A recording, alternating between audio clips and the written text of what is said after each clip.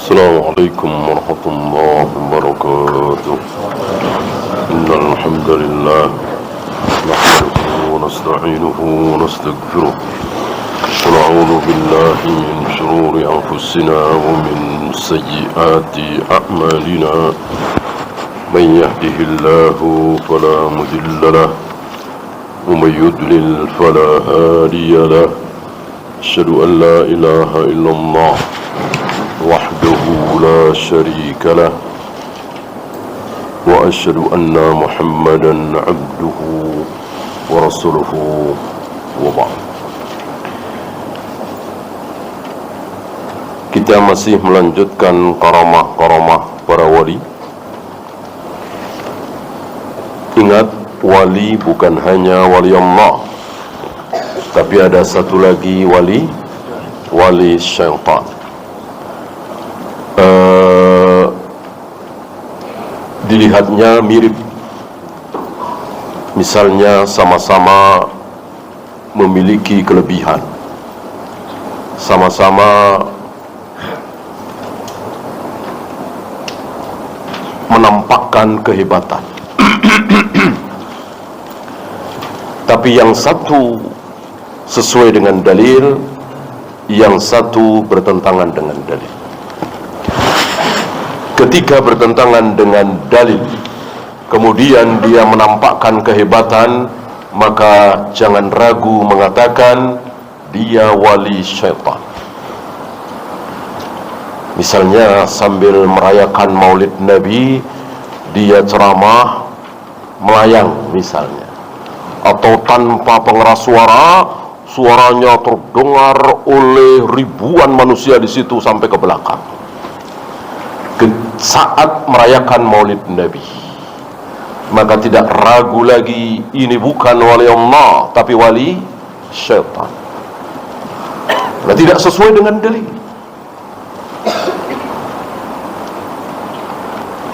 Dan hanya ahlu sunnah yang mengetahui hal ini. Yang bukan ahlu sunnah insya Allah tertipu. Kalau dia melakukan hal-hal yang sesuai dengan dalil sunnah, bisa itu wali Allah. Ya, setelah Sa'ad bin Abi Waqqas, kemudian terakhir siapa kemarin? Sa'id bin Zaid, sekarang Abdullah. Ayahnya Jabir. Hanya untuk ini tidak ada hubungannya dengan kezaliman. Kalau Sa'ad bin Abi Waqqas dengan Sa'id bin Zaid kan ada hubungannya dengan kezaliman manusia terhadap beliau berdua, dan didoakan buruk oleh beliau berdua dan Allah kabulkan.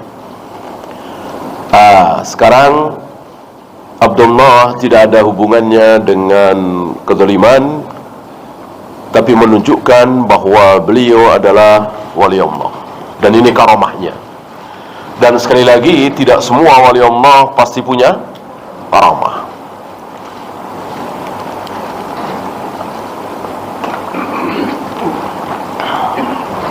Mungkinkah di antara orang-orang yang kita kenal, ikhwan kita atau tetangga kita atau kenalan kita, ada yang menjadi wali Allah?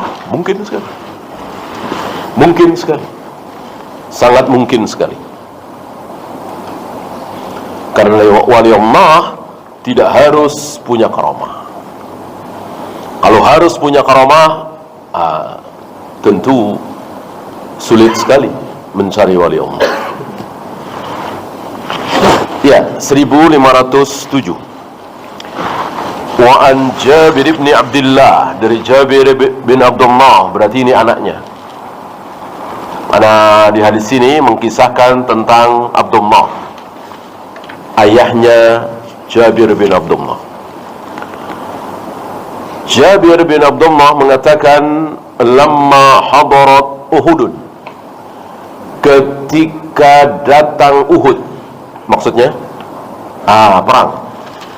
Orang Arab, mungkin orang kita juga sering mengatakan seperti itu, ujungnya saja. Tapi orang tahu apa yang dimaksud. Ketika tiba perang Uhud, di sini cuma ditulis ketika tiba Uhud. Jelas tidak mungkin ada maksud lain, perang Uhud. Maksudnya menjelang tentunya ya. Da'ani an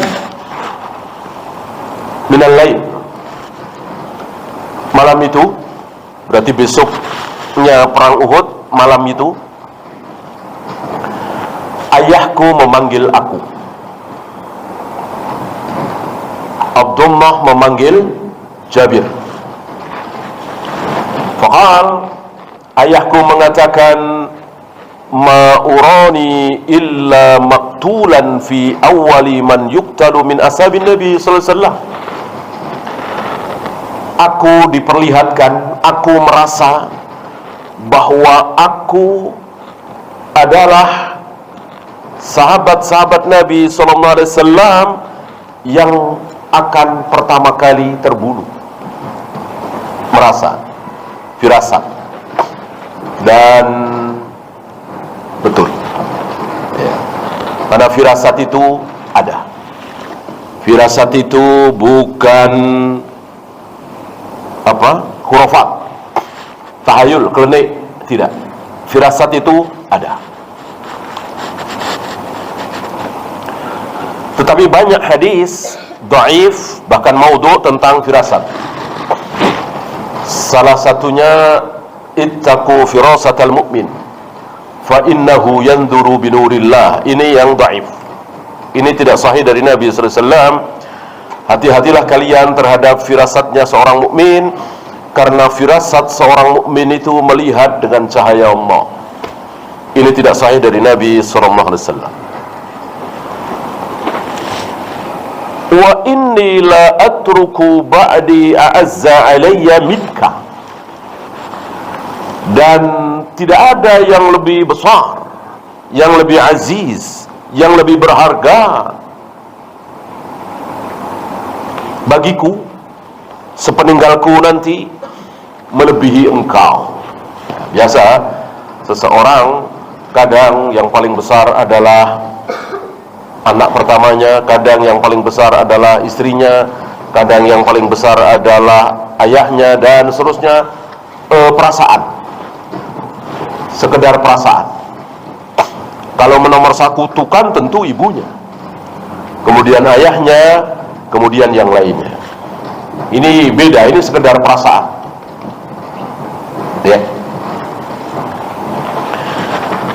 Tidak ada yang paling besar bagiku sepeninggalku nanti kecuali engkau.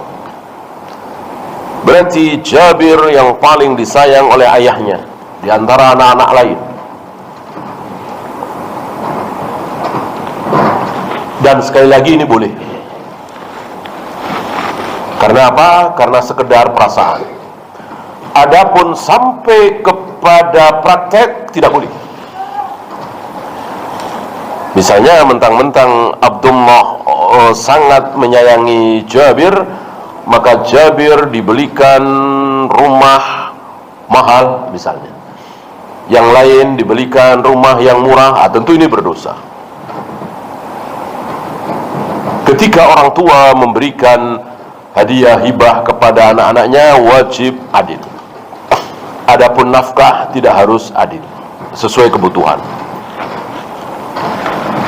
Ghaira nafsi Rasulullah sallallahu alaihi wasallam, tentu setelah Rasulullah sallallahu alaihi wasallam. Artinya manusia terbesar bagi Abdullah dan bagi seluruh sahabat adalah Nabi sallallahu alaihi wasallam. Setelah Nabi, mungkin istrinya, mungkin suaminya, mungkin ibunya, mungkin anaknya, secara perasaan ya. Adapun Nabi harus nomor satu.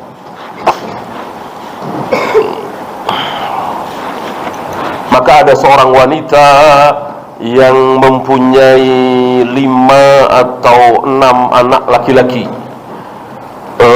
Semuanya ikut perang jihad bersama Nabi alaihi salatu wassalam. Kalau tidak salah perang Tabuk ya. Kemudian datanglah utusan menceritakan tentang anaknya, bahwa anaknya si ini meninggal. Si ibunya ini bertanya, Rasulullah bagaimana? Rasulullah bagaimana? Ya.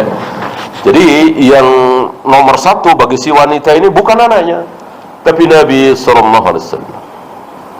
Ya. Dan dalam hal ini para sahabat sudah teruji. Beda dengan kita. Kita belum teruji. Gimana teruji? Kita belum pernah bertemu dengan Nabi alaihi salatu wassalam. Kita hanya bisa bicara. Aku lebih mencintai Nabi daripada diriku sendiri, kan? Bisa bicara. Sahabat bukan hanya bisa bicara, sudah dibuktikan.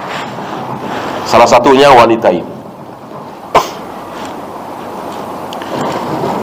Wa inna alayya dainan faqdi, dan aku, ayahmu ini memiliki dain. Apa dain? Hutang. Faqdi, maka bayarkan. Wasiat kepada anak untuk membayarkan hutang.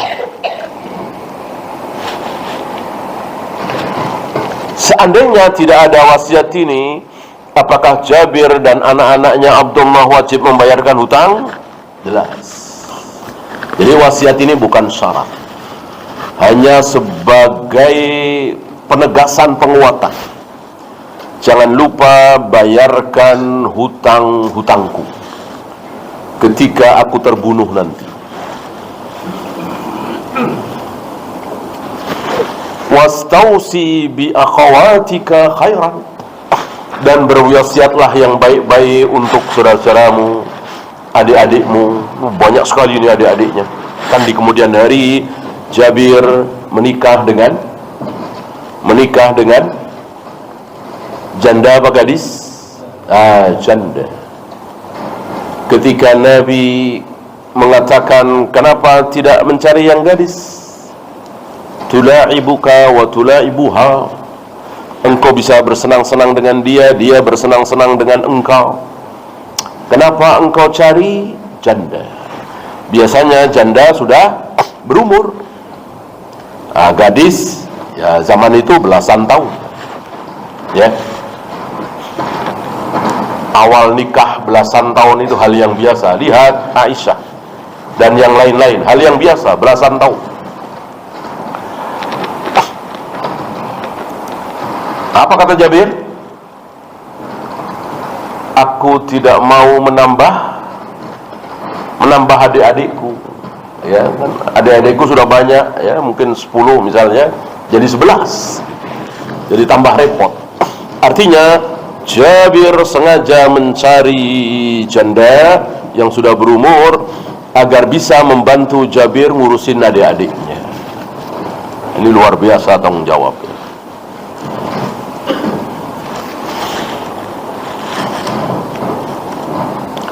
Fa asbahna, sampailah kami di pagi hari itu. Fa kana awwala qatilin, singkat cerita betul, ayahku menjadi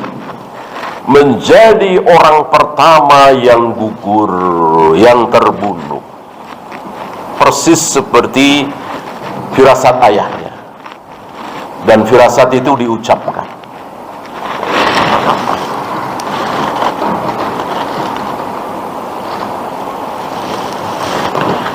Wa dafantu ma'ahu akhar fi qabrihi, lalu aku kuburkan ayahku bersama dengan mayat lain dalam satu lubang kuburan.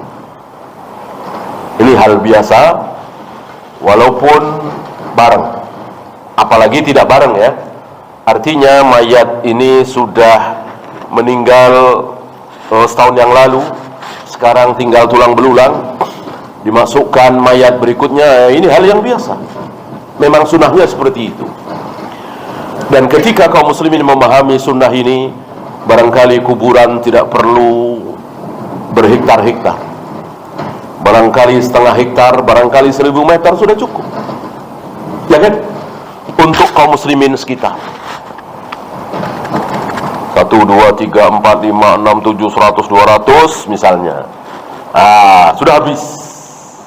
Ada yang meninggal, balik ke 1. Ada yang meninggal lagi, balik ke 2. Ada yang meninggal lagi 3, terus 4, 5, terus, nanti balik lagi. Wah, ini rahasia sunnah, berkahnya sunnah.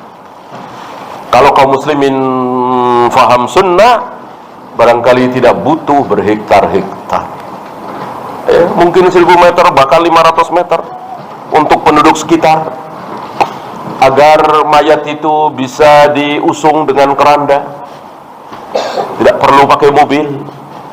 Karena sunnah mengubur mayat adalah di kuburan terdekat. Sunnahnya seperti itu, agar bisa dipanggul, digotong. Sunnahnya seperti itu.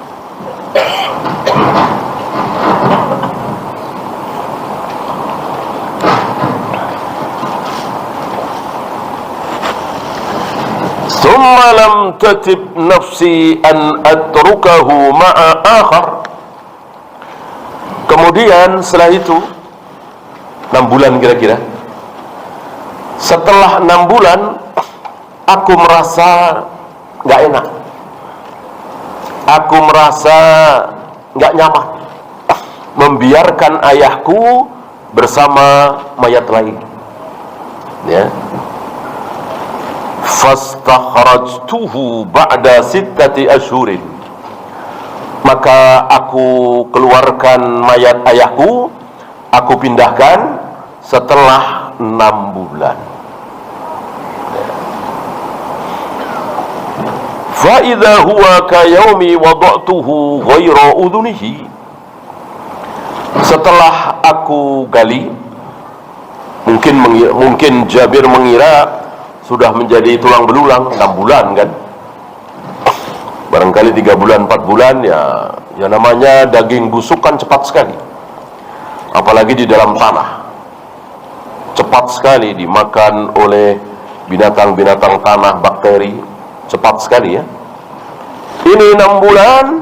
Fa idza huwa qayaumi wada'tuhu. Keadaan mayat ayahku persis seperti keadaan waktu aku meletakkan pertama kali. Tidak berubah, tidak membusuk. Ghaira udhunihi, kecuali telinganya. Tidak disebutkan kenapa. Apa tinggal 1, apa robek, apa tidak disebutkan, kecuali telinganya saja. Faja'altuhu fi qabrin ala hiddatin, ya. Lalu aku kubur ayahku di tempat yang terpisah, artinya sendirian, tidak bersama mayat lain, ya. Ini salah satu karamah dari Abdullah, ayahnya Jabir, ya. Dan kalau antum ingat kejadian perang ini, perang apa? Perang Uhud, kan ada 3 putaran, ya.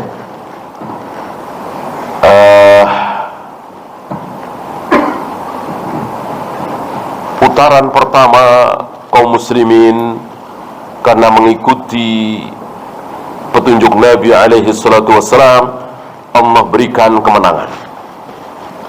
Karena Nabi menempatkan pasukan-pasukan panah berada di atas gunung Uhud dan melihat pasukan musuh yang di bawah, maka menghujani musuh dengan anak panah adalah mudah sekali. Ada 50-an kira-kira, Tiba-tiba kaum muslimin melihat pasukan panah ini, melihat di bawah ini sudah kocar-kacir, pasukan musuh bergelimpangan.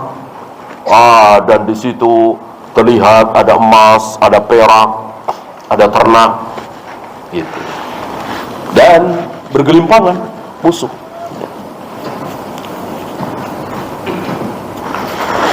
Disinilah para sahabat tergoda. Tergoda pakai apa? Pakai ra'yu. Tidak pakai wahyu. Wahyu apa tadi? Sabda Nabi, perintah Nabi. Jangan tinggalkan tempat ini. Terus berada di tempat ini. Apapun yang terjadi, awasi ke bawah. Kalau ada musuh, hujani dengan anak panah. 50-an kira-kira. Nah, ini wahyuan sabda Nabi alaihi salatu wassalam. Di samping perintah panglima perang harus ditaati. Tiba-tiba para sahabat ini pakai ra'yu. Buat apa kita terus di sini nganggur-nganggur? Mungkin sudah berjam-jam kali ya. Mungkin sudah lebih dari 1 jam diem. Ngapain mubadir kita di sini? Musuh sudah di bawah bergelimpangan. Ya, udah kita turun. Pakai ra'yu. Disitulah awal musibah. Maka pada turun, kecuali tinggal 12 atau 11 orang, termasuk Abdullah ini. Ya, riwayatnya seperti itu. Itulah awal musibah. Tiba-tiba pasukan Khalid bin Walid masih kafir waktu itu, kembali gantian menduduki posisi itu. Khalid bin Walid luar biasa. Maka terbaliklah keadaan. Kaum muslimin yang diserang, kaum muslimin yang kepepet, kaum muslimin yang terjepit. Ya, dan luar biasa hari itu keadaan kaum muslimin. Sampai ada suara Muhammad mati. Ya. Ada riwayat ini suara iblis. Ya. Tentu iblis sangat menghendaki Rasulullah meninggal. Dan semakin yakin kita bahwa iblis tidak bisa berbuat apa-apa. Itu iblis, apalagi di bawahnya setan jin, lebih tidak bisa berbuat apa-apa. Maka takut terhadap jin, santet, segala macam sangat tidak beralasan. Yang paling hebat iblis nggak sanggup. Seandainya iblis itu sanggup membunuh, barangkali begitu ada nabi diutus mati. Begitu ada nabi diutus mati. Nggak ada kan? Yang membunuh justru manusia.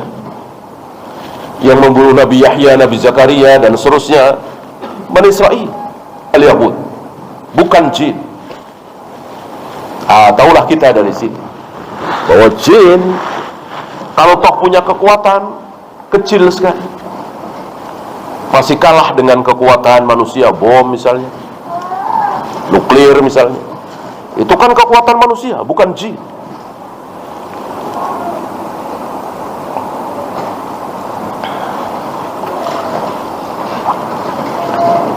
Ya, rawahul Bukhari fiqhul hadis ada 6 ya. Qaramatun li Abdillah walidi Jabir indama akhbara waladahu annahu maqtulun fi awwali ashabi Rasulillah sallallahu alaihi wasallam. Karamah Abdullah, ayahnya Jabir, ketika Abdullah mengkhabarkan kepada anaknya bahwa dia merupakan sahabat Nabi yang akan pertama kali gugur terbunuh dalam perang Uhud. Ya. Dan cuman beberapa jam setelah ucapan ini menjadi kenyataan. Ya. Malamnya mengatakan seperti itu, besoknya paginya menjadi kenyataan. Yang pertama kali terbunuh. Wa ukhra fi ikhrajihi min qabrihi ba'da 6 ashhurin fa idza huwa ka yaumi budi'a fihi. Yang kedua, jasadnya yang masih utuh setelah 6 bulan. Persis seperti keadaan di mana dikubur. Dan ini tidak mutlak ya, artinya tetap dengan dalil. Misalnya ada seorang kafir, ya nggak usah jauh-jauh, Fir'aun, ya kan? Kan jasadnya utuh juga. Apakah ini menjadi tanda Fir'aun beriman, mana diterima? Kan tidak, jelas tidak ya. Jadi dilihat dulu dia muslim atau kafir, dia ahli taat apa ahli maksiat, dia ahlu sunnah apa ahli bid'ah, harus dilihat. Jangan mentang-mentang jasadnya utuh berarti pasti baik, pasti soleh, pasti surga. Tidak, karena tidak tertutup kemungkinan. Ya di mana sana? Bali ya, orang-orang kafir utuh diawetkan kan.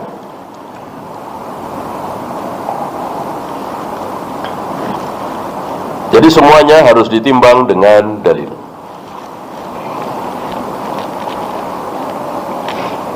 Irsyadul abna'i ila birril aba khususan ba'da mautihim wal isti'anatu ala dhalika bi ikhbarihim bi makanatihim minal qalbi. Memberikan petunjuk kepada anak untuk berbuat baik dan memberitahukan tentang bagaimana perasaan ayah kepada anaknya. Ini boleh, ini boleh untuk memberikan semangat ya. Yang tidak boleh sekali lagi mengabaikan hak anak yang lain dengan memberikan hibah hadiah dengan tidak adil, itu tidak boleh. Adapun kita terus terang kepada salah satu anak kita yang mungkin paling baik, paling soleh, paling pintar, paling jenius dan seterusnya, yang lainnya biasa-biasa saja, kita sampaikan ya, begini yang memberikan semangat kepada anak kita yang pintar ini supaya lebih rajin dalam menghafal, supaya lebih taat lagi kepada Allah dan Rasulnya dan seterusnya ya. Syiddatu hubbis sahabati li Rasulillah sallallahu alaihi wasallam wa tafdiluhum lahu ala nafsi wal ahli wal walad. Para sahabat adalah manusia yang kecintaannya kepada Nabi alaihi salatu wassalam adalah nomor satu. Seluruh sahabat menjadikan Nabi alaihi salatu wassalam sebagai orang nomor satu, di atas keluarganya, di atas ayahnya, ibunya, anaknya dan seterusnya. Dan sekali lagi itu wajib.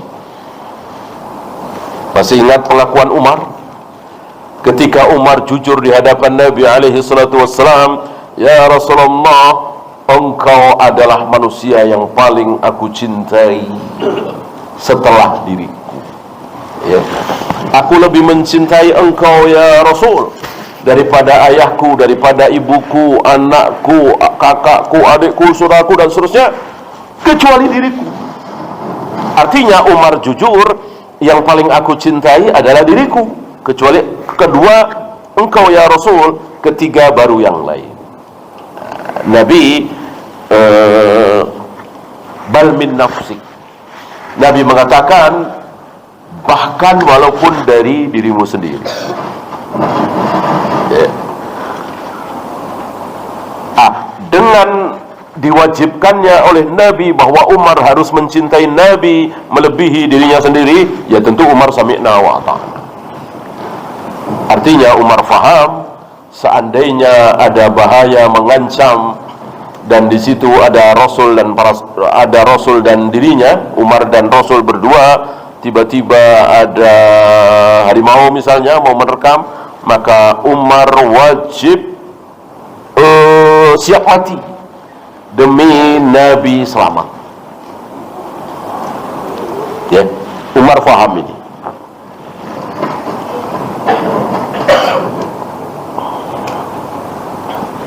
Adapun yang lain tidak. Mau ibu kita, ayah kita, anak kita, guru kita, siapapun tidak. Ya. Artinya kita boleh mencintai diri kita melebihi siapapun. Ya. Ketika ada ibu kita, ada ayah kita, ada anak kita, ada istri kita, kemudian bahaya datang, kemudian kita lari, kita yang paling cepat, ayah ibu kita di belakang kita, istri kita, anak kita di belakang kita, dan menjadi korban, kita tidak berdosa. Ya. Karena memang tidak bisa menolong. Ya. Adapun yang bersama kita adalah Rasulullah, maka kita berdosa.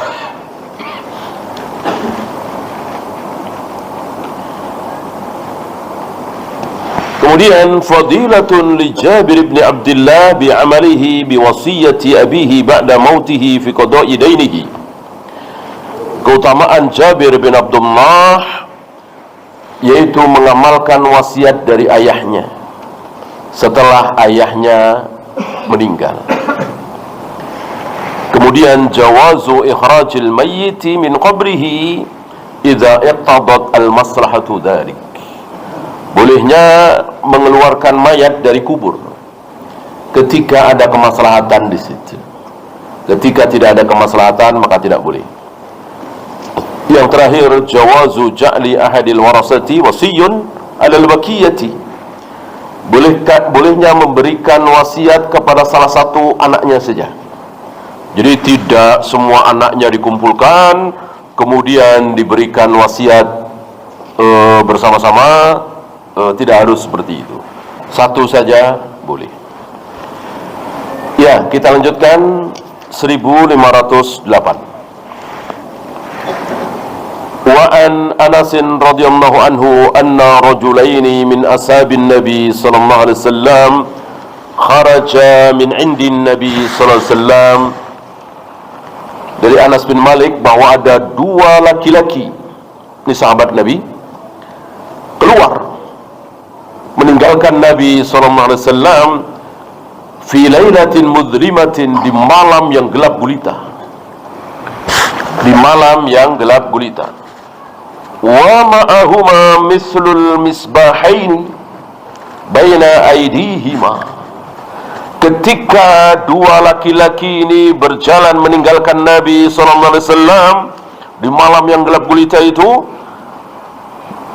dua orang ini diikuti seperti misbah. Apa misbah? Lampu.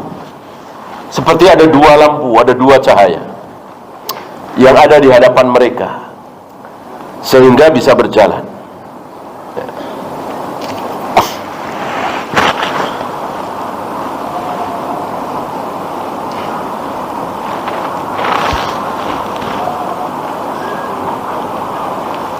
Falamma iftaraqa, ketika dua laki-laki ini berpisah, jadi rupanya tujuannya bukan satu tapi dua, atau mungkin dua-duanya mau pulang, satu ke kiri satu ke kanan misalnya. Kan tadi diikuti lampu berapa tadi? Dua cahaya. Sara ma'a kulli wahidin minhuma, masing-masing cahaya itu mengikuti masing-masing laki-laki itu. Jadi satu-satu. Jadi yang satu mengikuti laki-laki yang satu mengikuti laki-laki yang satu. Disebutkan di sini Usaid bin Hudair dan Abbad bin Bishr. Cahaya yang satu mengikuti Usaid bin Hudair, cahaya yang satu lagi mengikuti Abbad bin Bishr. Hatta ata ahlahu, sampai masing-masing sampai ke keluarganya. Berarti dua-duanya mau pulang. Ya. Tidak syak lagi ini adalah karamah. Dan sekali lagi, ini tidak menunjukkan bahwa dia pasti mulia, lebih mulia dari yang tidak punya karamah. Enggak. Ya. Mungkinkah yang tidak punya karamah lebih mulia? Mungkin. mungkin. Kenapa? Ya terserah Allah. Terserah Allah. Ya.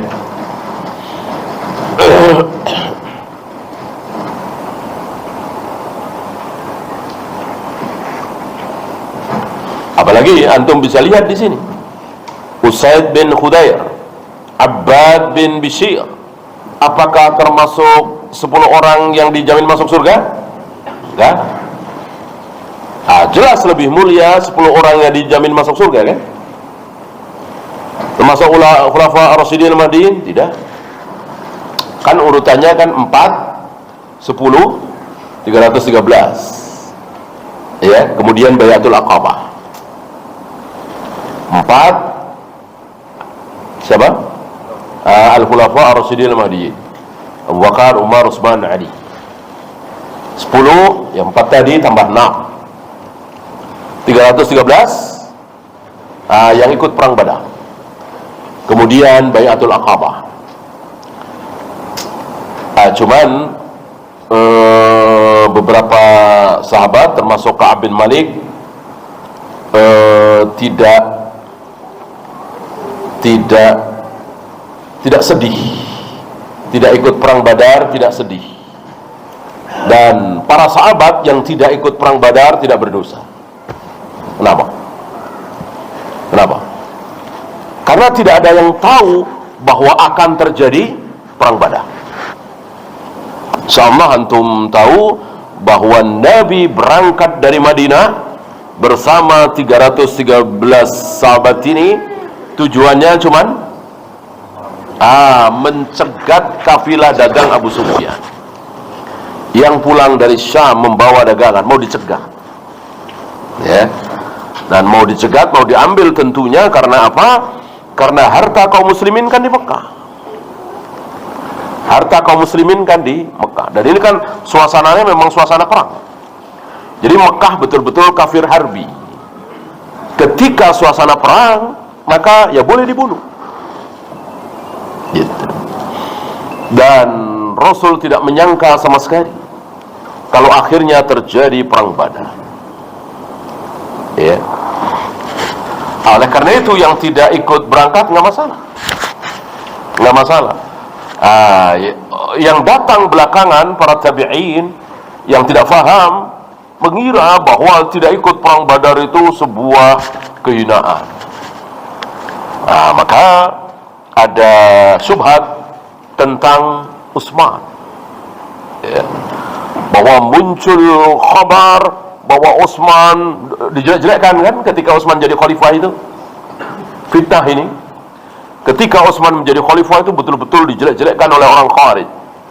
Apa diantaranya? Utsman tidak ikut perang Badar, Utsman lari ketika perang Uhud, Utsman tidak ikut Bayatul Aqabah. Ini yang digembar-gemborkan. Ini ciri-ciri Khawarij begitu. Hobi menyebarkan aib penguasa. Waktu itu yang menjadi penguasa adalah Utsman. Datanglah beberapa tabi'in kepada sahabat, salah satunya Abu Hurairah. Betulkah Utsman tidak ikut perang Badar? Betulkah Utsman lari dalam perang Uhud? Betulkah Utsman tidak ikut Bayatul Aqabah? Dijawab oleh Abu Hurairah, betul. Langsung takbir, Allahu Akbar. Ya, merasa senang nih Khawarij ini. Pura-pura kaget. Ya. Kata Abu Hurairah, duduk. Dengar. Dijelaskan oleh Abu Hurairah. Kenapa Utsman tidak ikut perang Badar? Begini. Kenapa Utsman lari dalam perang Uhud? Gak ada yang gak lari. Ini yang putaran kedua, yang kocar-kacir tadi. Walaupun akhirnya berkumpul di dekat Nabi SAW, tapi sempat kocar-kacir lari. Dan kenapa tidak ikut Bayatul Aqabah? Dijelaskan justru Utsman kan sedang ke Mekah. Justru Bayatul Aqabah itu terjadi dalam salah satu penyebabnya adalah terdengar berita bahwa Utsman yang sedang menjadi utusan Nabi ke Mekah itu terbunuh. Jelaskan. Kata Abu Hurairah, pergilah engkau bersama syubhatmu. Jadi di zaman itu sudah ada subhat. Tapi begitulah para sahabat. Setiap kali muncul subhat, langsung didatangkan dalil. Setiap kali muncul subhat, langsung dijelaskan. Maka Ibnu Abbas pernah mengatakan begini. Ini setelah masa lama dari meninggalnya Nabi, ya. Ibnu Abbas mengatakan, barangkali akulah manusia yang sangat diharapkan kematiannya oleh iblis, oleh setan.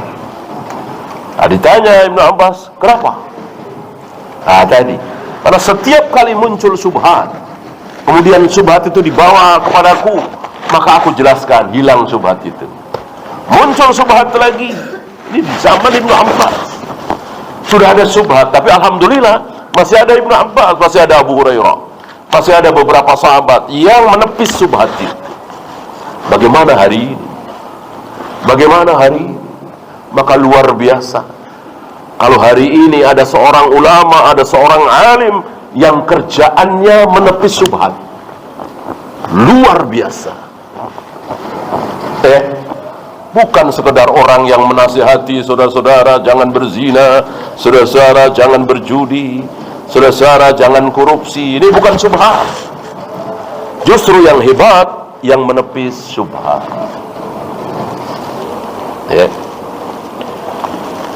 Ya, silakan azan dulu. Wassallallahu ala Muhammadin sallallahu alaihi wasallam wa akhiru da'wana alhamdulillahi rabbil alamin.